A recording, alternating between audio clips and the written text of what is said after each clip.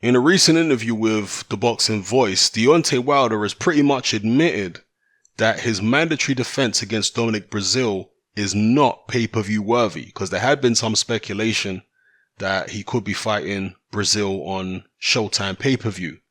He appears to have shot that idea down, and he's now talking about fighting free-to-air on Fox. Now, we do know that he's also been in discussions with DAZN, and I have to imagine that DAZN have offered him some very, very nice money.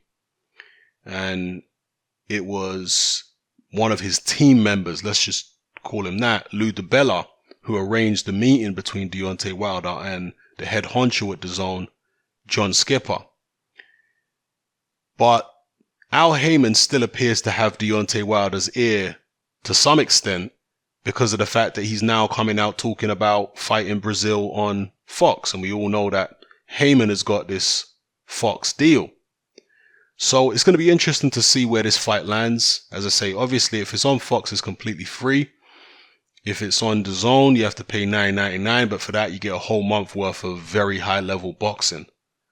So it's a great time to be a boxing fan in the United States. And trust me, the United States really right now should be the envy of certainly of many parts of the world when it comes to the amount of boxing content they can get for a very, very reasonable price, if not free, because DAZN is doing amazing things in the United States. ESPN Plus are doing some pretty good things too. Fox are putting on a lot of shows free to air. So it's a great time right now in the United States, with hopefully the death of these $75 pay-per-views, because it is extortionate to be charging people that much to watch any kind of sporting event, including boxing. So yeah, let's see what happens here with Deontay Wilder and Dominic Breazeale. Obviously, people are going to be saying that Deontay Wilder is bang on and that it's not pay-per-view worthy, but call me cynical, but I don't think Deontay Wilder's doing this out of the goodness of his heart. I think that Deontay Wilder's people have probably told him the numbers just don't add up, because a lot of time in business, you have to spend money to make money. And so it goes with a pay-per-view. If you want your pay-per-view to be a success, you have to spend a lot of money advertising it. For example, the Deontay Wilder-Tyson Fury fight, the break-even point for that fight was something like 200,000 or 250,000 pay-per-view buys at $65 to $75 a pop. So the show cost an enormous amount of money. I can't do the maths off the top of my head. I'm not, Carol Vorderman. I'm not a mathematician like that. But it certainly cost millions to advertise and put that show on. They had to, whatever it was, 250,000 pay-per-view buys. They had to do that before they even broke even and covered their costs. Whereas when you put a fight on free to air, of course you're going to advertise it, but it doesn't need to be such a massive push when it comes to advertising it, because you're not charging people any money. So people are more likely to just casually tune in because they know it's not hurting their bank account. Word of mouth gets around. There are even going to be some people just channel surfing and they're going to come across the fight and it looks like a decent fight. Okay, I'll watch this. Whereas with pay-per-view, that doesn't happen because pay-per-views are encrypted. If you haven't bought the event, you're not going to be able to see any of it on the screen.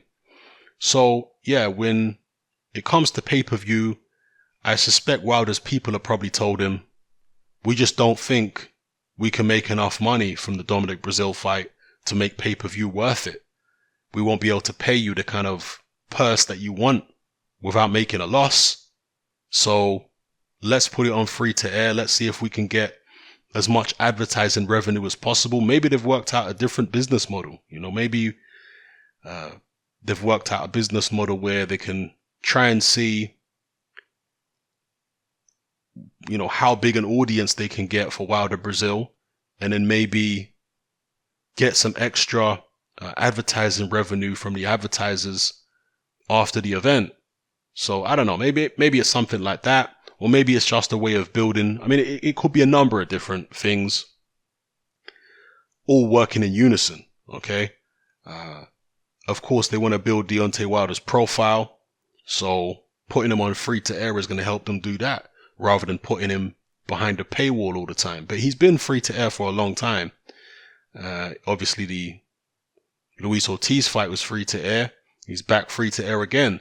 Of course, a lot of people are going to be saying, well, this just shows that Deontay Wilder is completely out of his mind asking for 50-50 against AJ. Because AJ is a pay-per-view fighter. Yeah, he's not fighting pay-per-view against Jarrell Miller, although that is behind the paywall. It's on DAZN. It's not free. You have to pay something for it. But look at the money he's making against Miller. He's making, what is it, $25 million or $30 million against Jarrell Miller? Is Wilder going to be making anything even close to that against Dominic Breazeale? Because they're similar kind of defenses, right? Jarrell Miller's unbeaten, yes, but he's not very highly heralded by the general boxing public, is he? I think I'm one of the few people, certainly in the YouTube boxing community, who is giving Jarrell Miller any kind of chance at all. And a similar situation with Dominic Breazeale. Very few people give Breazeale any chance against Wilder. So they're both, well, the Miller fight is a voluntary defense for AJ. Breazeale is actually a mandatory for Wilder, but, you know, he's a fairly routine kind of mandatory, if you understand what I'm saying. He's not the kind of mandatory where you think, wow, this is a dangerous fight. He's the kind of mandatory where you're like, okay, he's a tough guy, but Wilder should be able to take care of him. So there's similar kind of fights, yeah, in the eyes of a lot of people anyway. But let's see if they get paid a similar amount of money. I seriously doubt they will. Certainly not if Deontay Wilder fights on Fox. If he fights on DAZN, there may be a chance that DAZN will pay him silly money to fight Dominic Breazeale just to secure his signature, because DAZN are splashing out cash at the moment because they're trying to build a platform. This is going back to what I said earlier. Sometimes in business, you have to spend money to make money. This is why anybody who is a business owner, self-employed, etc., like myself, you'll know that it's very common for businesses to run at a loss for the first couple years of business. Yeah, new companies will generally run at a loss for the first couple years. And with DAZN, obviously, Access Industries is a much larger company. That's the company that owns DAZN. But when it comes to their boxing arm in the United States, the way they're pushing it at the moment, of course they're going to make a loss. They're not going to be profiting from their boxing arm in America for the first couple years. They'll be making, I think, big losses. But that is with a view to gaining such a foothold in the market that in the long term, they're going to recoup and then some. So yeah, it's a strategy by DAZN, paying fighters crazy amounts of money, losing money on shows left, right, and center as a way of undercutting maybe the competition, or basically forcing all the competition out. And then after that, they can start really making a profit because they're obviously hoping to build an audience. And it is a very, very good idea, the DAZN platform. I like the idea of a Netflix for sport. And that's essentially what they're marketing themselves as, a Netflix for sport. I like the idea of that. Just this app where you pay a Netflix type subscription fee. You can cancel at any time, you know. It's very, very easy to use, apparently. I like the idea of DAZN, regardless who's running it. In terms of the product, I like it. So, yeah, we'll see what they do with that and whether they can entice Deontay Wilder or whether Al Heyman somehow, some way manages to get Wilder to turn down the fantastic money I'm sure DAZN are offering him and instead steer him in the direction of Fox and free to air. We'll see. I've said many times in the past, I do not think Deontay Wilder is a particularly intelligent person. I maintain that, but I've also said in the past that Deontay Wilder does have some very intelligent people in his team. I mean, Al Heyman was a Harvard man. This is a guy who was in the music industry for many years, very successful in the music industry, managing artists and stuff like that. He also has veteran boxing people in his team, like Shelly Finkel, Lou DiBella, etc. So there are some very smart, very experienced people in Deontay Wilder's team. But as for the man himself, no, he comes across to me as an emotional, quite childish type of character. Not very smart, not very bright, very impulsive. I'm not saying he's the dumbest person I've ever seen. He's not. But relative to some of the other fighters out there, I don't think he's the sharpest tool in the box. Let's just put it that way. I think Tyson Fury is very smart. Dillian Whyte is a smart guy. AJ's a smart guy. You know, they're smart guys. I think this is an era of smart heavyweights who are business savvy. You know, particularly Tyson Fury. He's a very, very smart guy. He's a cunning guy and very smart. Even Dillian Whyte, you know, some people questioning me when I said that Dillian Whyte is really clever. No, he is really clever. You cannot get to the position that Dillian Whyte has got himself in, self-managed, unless you're clever. Yeah, Dillian Whyte's self-managed. He's been self-managed for a long time. And this guy came from small hall shows with very little amateur background and turned himself into a pay-per-view headliner in the United Kingdom. And one of the highest paid boxers, not just heavyweights, but boxers full stop in the world. That's what Dillian Whyte did. Self-managed. And you're trying to tell me he's not smart. No, he's very smart. And I don't care how good a businessman you are. You could be the greatest businessman of all time. You're still going to make mistakes. You're still going to make decisions that were the wrong decision at the time. But then you'll learn from it. So I'm not expecting Dillian Whyte to make the perfect decision every time. But that's what you get some people acting like. Oh, Dillian Whyte made a wrong decision this time. See, he's not a good businessman after all. He's not smart after all. You are wrong. Well, Dillian Whyte's a millionaire. How about that? A self-managed millionaire. If he was that stupid, he wouldn't be in the position that he's in. I'm telling you, he's very smart. Okay, don't let the broken English, Jamaican accent fool you. There's a big difference between being educated and being intelligent. There are plenty of educated people whose heads are full of knowledge that they've read in books or heard from lecturers, but they're not necessarily very good at figuring things out for themselves or understanding human nature or being able to read a particular situation when they're dealing with other human beings. That takes a different kind of mind to be able to deal with situations like that in the best way. You know, understanding the lay of the land, not letting people bamboozle you.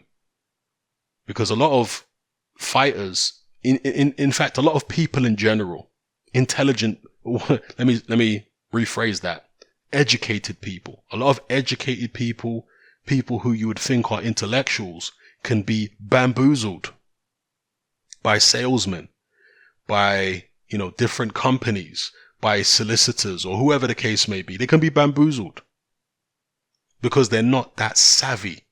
Do you understand? Dillian Whyte is a very savvy kind of character. You know what I mean by savvy? Some people would say like street smart. Yeah? A difficult person to bamboozle, difficult to pull the wool over their eyes. They might not have the education, but they've got a sharp mind and they understand when they're dealing with people who are dishonest or deceptive.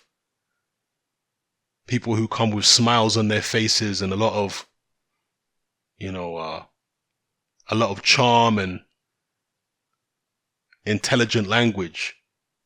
You can't always trust these kind of people. So Dillian Whyte is the type of person who understands his value, understands where he wants to go, and understands that there are people out there who will try and take advantage of him. So he's maneuvered himself very, very well. And when it comes to Deontay Wilder, he isn't self-managed. You know, he's somebody who has several managers, right? Shelley Finkel, JD's, and Al Heyman. Dillian Whyte has no managers. Zero. He all does it all himself. Right? Wilder, and you know, you look at the decisions Wilder's made, Who's making the decisions? Is it Wilder? Is it Al Heyman? Is it Shelley Finkel? Is it JD's? Is it DeBella? I mean, he's got so many people around him. It's difficult to believe that Deontay Wilder is the man calling all the shots. He might himself believe that, because I don't think he's very bright. But the people around him, I'm sure, are very interested in taking Deontay Wilder down a particular road. There might be some conflict, actually. I mean, Eddie Hearn did claim that Wilder's managers don't like each other very much. And I mean, I don't know whether that's necessarily true, but I could definitely see a situation where there might be elements within Wilder's team that have different ideas about the way his career should be moved.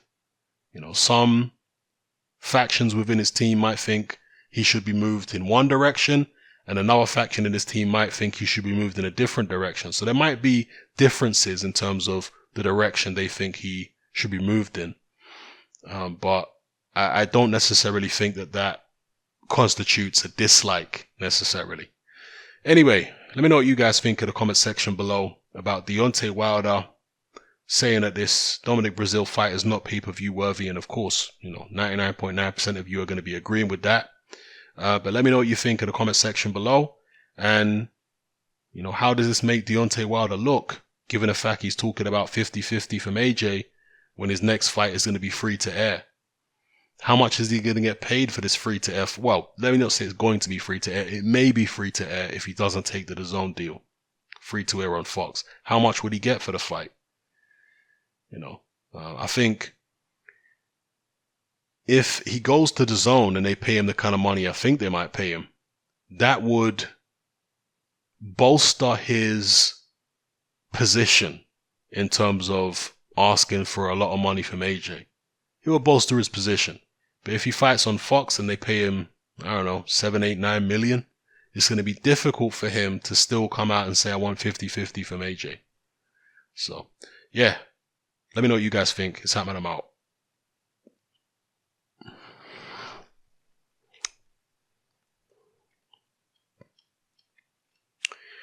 I still haven't seen this Dimitri Bivol Joe Smith Jr. fight. I did find it on Daily Motion, but I never got around to watching it. I've seen some people say they weren't particularly impressed, that they think he should have got Joe Smith Jr. out of there. Joe Smith Jr. has been stopped early on in his career, but you have to take into account the fact that Smith was working part-time for a lot of his boxing career. Well, for all I know, he still is working part-time as some type of construction site worker, as a builder or whatever he is. Construction worker. So how seriously was he taking his boxing career at the time when he got stopped early on? Since that time, he's proven very durable. He's been in there against the Sullivan Barreras of the world and, several other top light heavyweights. He's proven himself very durable. He's very physically strong. Joe Smith Jr., I think it's fair to say. So I'm not horrified by the fact that Bivol has been taking the distance by him. Bivol was also taking the distance by, who was it now? Was it Isaac Chalemba? Let me get Bivol's... Join me on Patreon. I upload a minimum of 2 podcasts every single week, covering a wide variety of controversial topics, as well as live stream Q&A sessions. Take a look on screen right now at some of the podcasts I've produced so far. For just $3 a month, the equivalent of about £2 a month, you get access to all my new podcasts and my entire back catalogue of past podcasts, including my popular Confessions of a Nightclub Bouncer series. You can listen on your computer or on your smartphone or tablet by downloading the Patreon app from the Google Play Store or the App Store for free. The Patreon app also allows you to download each podcast in MP3. For less than the price of a cup of coffee, you get access to dozens of hours of exclusive content. It's easy to sign up, there's no contract, and you can cancel at any time. So come and join our community of free and critical thinkers by signing up with me here on Patreon today.